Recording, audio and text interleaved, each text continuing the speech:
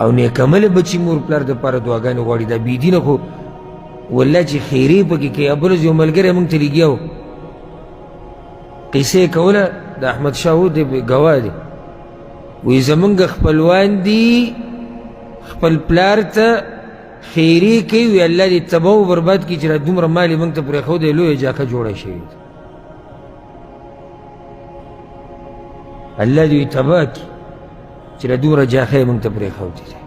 چې ته د هغوی اختلافات راغلي وو، مال د لاسه هغه مال ډېر زیات دی، نو الله دې تباه کړي چې را دومره لویه جاکه یې موږ ته پرېښودې. په دې تا ته دعاګانې نه کوي، سړیتوب ورته وښایه، الله ورته وښایه، پیغمبر ورته وښایه، دینداري ورته وښایه، جومات ورته وښایه، ښه اخلاق ورته وښایه، ښه کردار ورته وښایه. که دی مالدار یې او که دی غریب یې، دی به ستا ښه یادوي او ستا دپاره به دعاګانې کوي.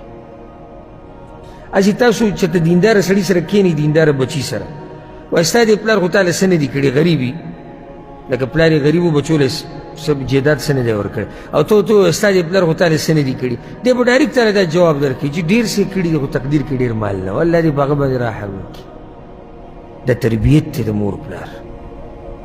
هغه بل چې سړیتوب پکې نشته، ښه مالدار دی، مړه وې هغه وخت کې ورسره دغه علاقه اخیستې وې، دا ځمکې اخیستې وې، دا هسې پروت و په سعودي عرب کې ټول عمر. هغه څه کړي دي موږ خو خروس کوی کړي دي.